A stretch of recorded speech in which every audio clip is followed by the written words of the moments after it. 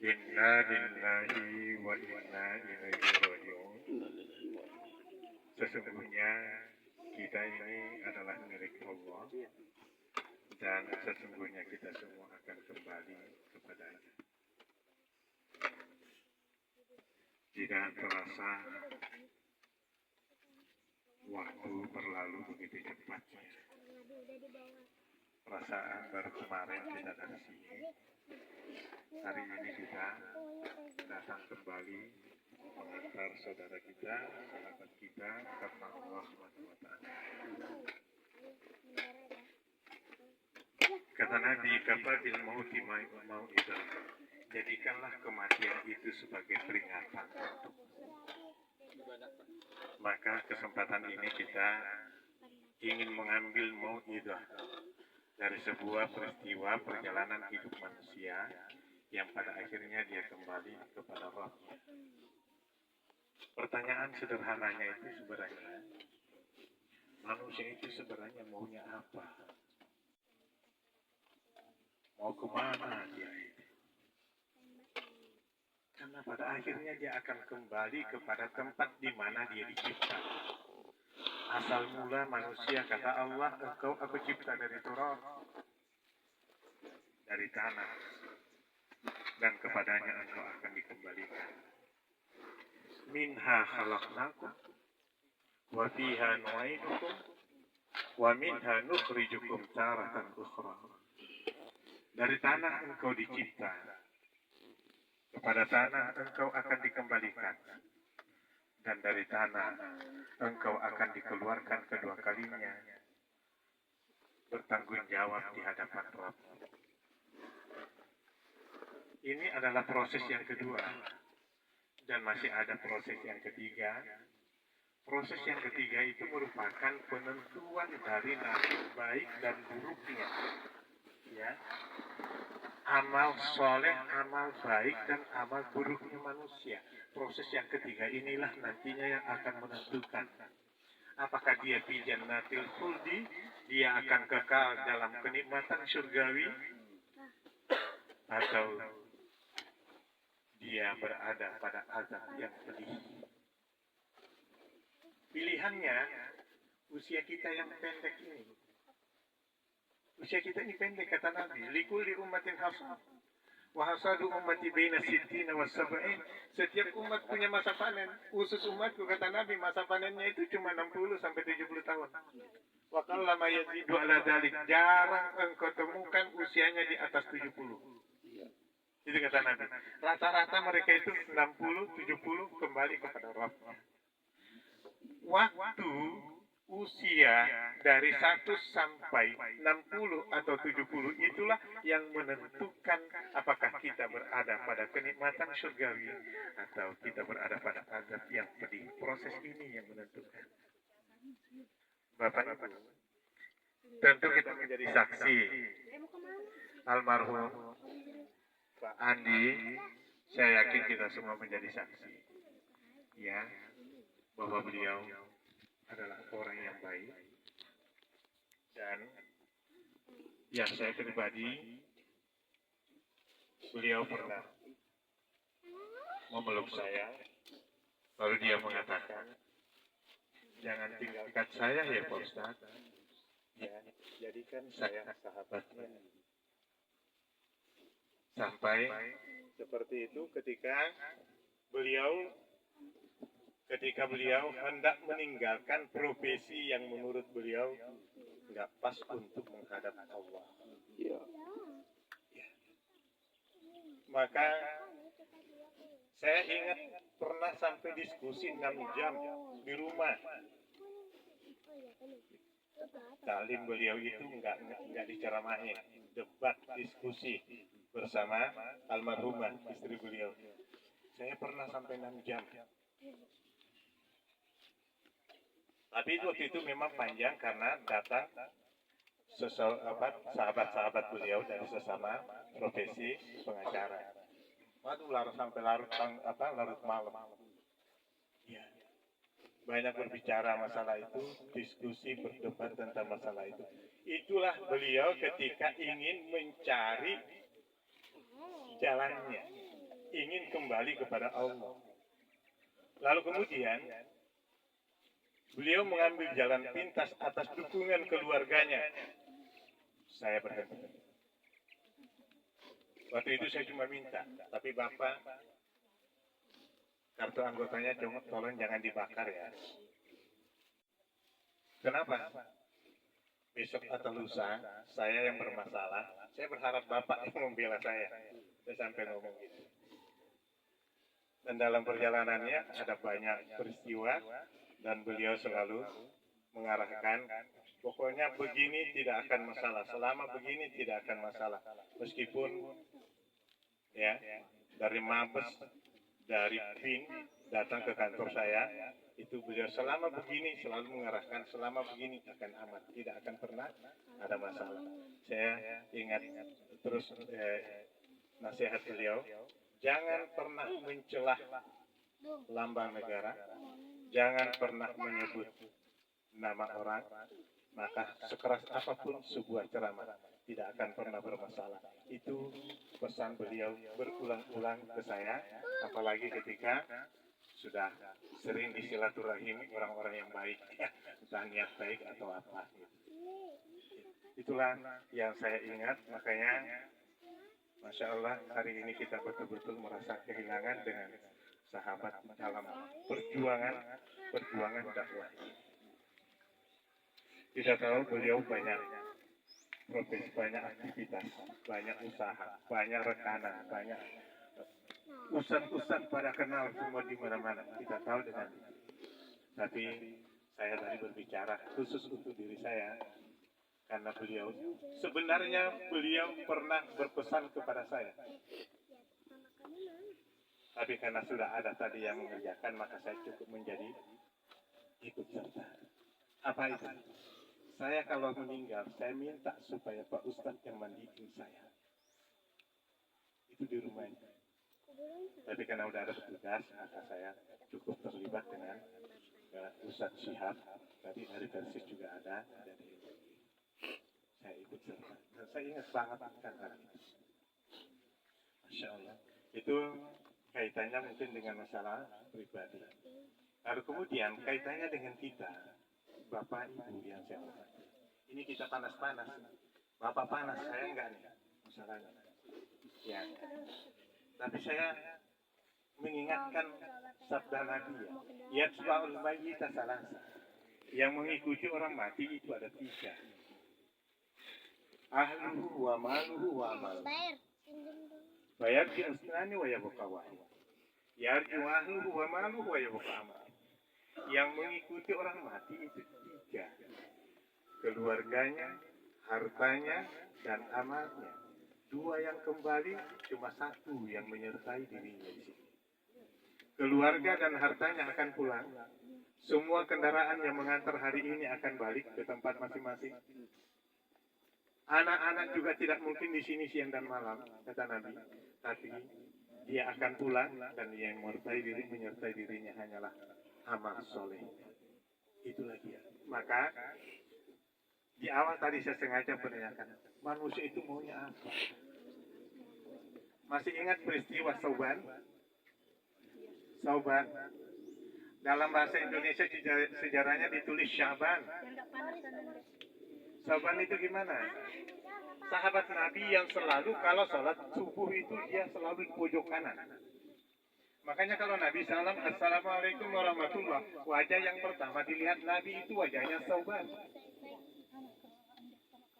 Satu subuh, Nabi memimpin sholat, Nabi salam, Assalamualaikum warahmatullah, wajah Sauban gak ada. Lalu Nabi membalikan badan, lalu bertanya, Aina Sauban? Di mana Sauban? Sauban di mana? Biasanya di pojok sebelah kanan ini kok nggak ada? Nggak ada sahabat yang nyaut. Lalu Nabi nanya, di mana rumahnya? Ada yang tahu. Ayo kita jalan. Habis sholat subuh, Nabi berangkat menuju rumah Sauban. Sampai di sana udah masuk waktu duha. Saking jauhnya rumahnya dari masjid ya. Sampai di rumah Sauban udah masuk waktu duha. Nabi habis sholat subuh. Ya, terlepas kita di Indonesia, katanya Indonesia itu kecepatan sampai setengah jam. Itu menurut penemu dan menurut ahlinya ya. Ya. Nah, setelah sampai di rumah Sauban, Nabi nutup pintu. Aina Sauban? Kata istrinya, sudah meninggal semalam ya Rasulullah. Langsung Nabi. Tapi kata istrinya, ya Rasulullah, ada sesuatu yang terjadi yang saya tidak paham. Apa maksudnya? Kata Nabi, apa? Lalu istrinya ngadu kepada Nabi. Ya Rasulullah, ketika dia sakratul maut, dia berteriak, kenapa tidak lebih jauh lagi? Teriakan yang kedua, kenapa bukan yang baru? Dan teriakan yang ketiga, kenapa tidak semua? Lalu Nabi menceritakan, oh itu. Setiap orang yang sakratul maut, itu Allah perlihatkan tempatnya di surga. Kalau dia orang soleh. Kalau dia orang beriman, akan diperlihatkanlah balasan dari seluruh kesalehan dia di dunia ini. Wah, luar biasa. Maka dia senang. Itu sebabnya semua orang ketika sakratul maut menyesal. Termasuk Sauban. Kenapa tidak lebih jauh lagi? Maksudnya kenapa rumahnya nggak lebih jauh lagi dari masjid? Biar jalannya lebih banyak lagi dan lebih tinggi derajatnya di sisi Allah Subhanahu wa Ta'ala. Kenapa bukan yang baru? Rupanya suatu ketika Sauban pergi ke masjid musim dingin. Musim dingin itu pakai baju dalam, di luar juga ada. Yang dalam itu baju baru. Yang di luar itu baju bekas. Nanti kalau sampai masjid buka yang di luar. Jadi kalau mau sholat pakai baju baru. Di tengah jalan Sauban ketemu dengan seseorang yang hampir sekarat gara-gara kedinginan. Maka dia buka bajunya diberikan kepada orang itu. Dan dengan baju itu orang tersebut menjadi terselamatkan nyawanya. Karena dia menyelamatkan nyawa manusia. Apa yang terjadi? Pahalanya luar biasa di sisi Allah. Sampai Sauban menyesal, kenapa saya nggak ngasih yang baru? Kalau saya kasih yang baru, pasti lebih dari ini. Yang ketiga, kata Nabi, kenapa tidak semua? Suatu pagi Sauban lagi sarapan. Dia lagi sarapan, tiba-tiba ada pengemis lewat. Dia minta, tolong bagi sarapan kamu. Lalu kata Sauban, sini, duduk sama saya. Maka susu dibagi dua, masing-masing setengah gelas, roti dibagi dua, separuh-separuh. Lalu mereka berdua dengan pemulung itu makan sarapan pagi bersama dengan Sauban. Setelah makan, dia senang pergi gitu. Kata Sauban, aduh kenapa saya nggak kasih semua? Kalau saya kasih semua, ini cuma dapat pahala separuh, ini mestinya semua saya dapat. Kata Sauban. Maka semua orang yang meninggal atau sakratul maut menyesal menyaksikan balasannya. Kenapa saya tidak maksimal, tidak mengambil yang terbaik? Maka kita pun juga yang masih hidup, mestinya maksimalkan setiap peluang, maksimalkan setiap kesempatan, manfaatkan semua waktu yang Allah berikan kepada kita. Karena pada akhirnya nanti itulah yang akan menyertai kita di alam barzakh. Itu yang akan menyertai kita di sini. Dan itu yang akan membahagiakan kita. Bapak Ibu, orang soleh dalam kuburnya, la tahsabanna alladziina qutilu fi sabilillahi amwata, jangan kira mereka itu mati. Bal ahya'un 'inda rabbihim yurzaqun. Mereka dapat rezeki, mereka hidup mendapat rezeki dari Allah.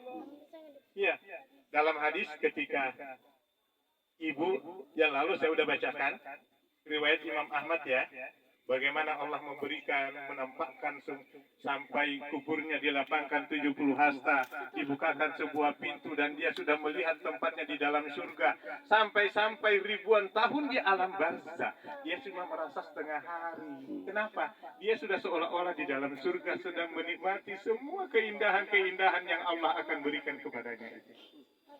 Masya Allah. Itu orang yang soleh. Itu orang yang dapatkan amal kebaikannya di dunia. Maka yakin insya Allah almarhum termasuk salah satu di antaranya. Apalagi kita tahu bahwa almarhum meninggal di atas sajadahnya. Kalau prediksi dokter bahwa sekitar 3-4 jam yang lalu dia meninggal, Sholat maka tahajud. bisa diperkirakan sekitar jam 4-an almarhum meninggal. Jatuh orang yang berpakaian lengkap, iya, jam 4 di atas saja dah ngapain? Jadi kodok orang. Main gadget. Tentu karena dia bermunajat kepada Rabbnya. Insya Allah Aku pinjemin. kita doakan semoga almarhum ditempatkan pada tempat yang paling mulia di Jannatul Firdaus bersama dengan orang-orang yang Allah cintai. Ya. Dan kepada seluruh keluarga yang ditinggal, kepada Nanda Akram, Afi, Afia, sabar. Nangis boleh nggak Pak? Iya. Ya, tadi Ustadz Umar minta mengingatkan, silakan Mas, nggak Pak? Tapi jangan meratap. Meratap itu kayak apa? Memukul-mukul badan. Kayak tidak ridho dengan takdir Allah. Itu kuncinya. Meratap itu ialah orang yang tidak ridho dengan takdir Allah. Insya Allah. Tapi kalau tangisan air mata yang biasa kata Nabi, sesungguhnya Allah hanya merahmati orang yang punya sifat kasih sayang. Maka air mata yang keluar dari orang yang punya kasih sayang itu adalah air mata rahmat, insya Allah. Ya. Baik, itu mungkin secara singkat yang bisa saya sampaikan. Dan mungkin kita lanjutkan untuk doa yang akan dipimpin oleh Ustaz kita.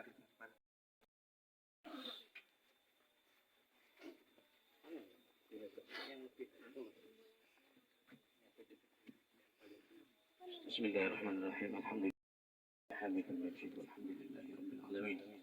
Rabbana ighfir lana wa liwalidina warhamhuma kama rabbayana shaghira.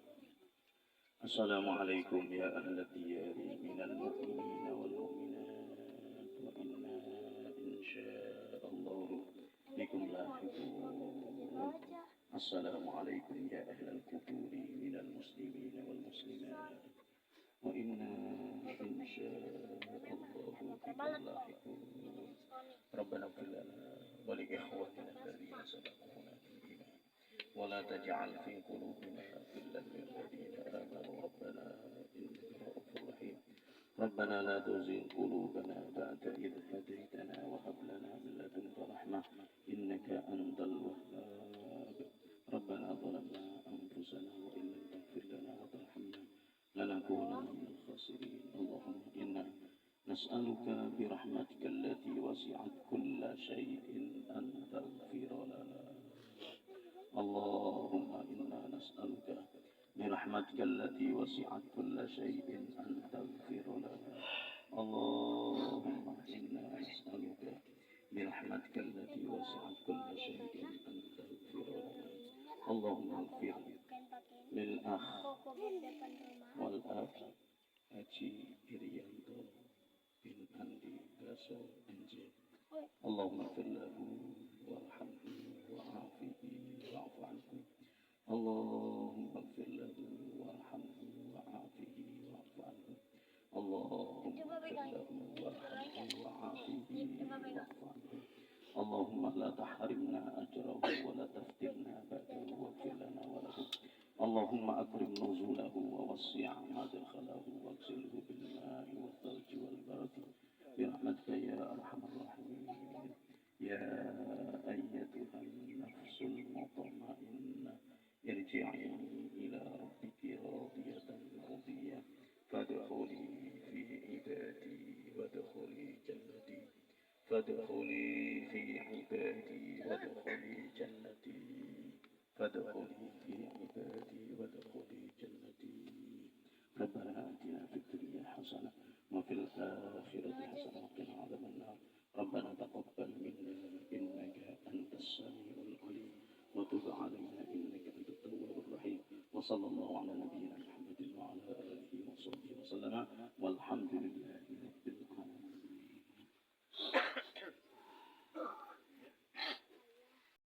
Allah dengan kebaikan yang berlipat-lipat ganda. Amin. Assalamualaikum warahmatullahi wabarakatuh. Waalaikumsalam warahmatullahi. Ada takziah gak ada? Mana? Nanti lebih lanjut. Ya, Bapak Ibu mungkin kalau untuk takziah nanti malam silakan untuk datang untuk takziah.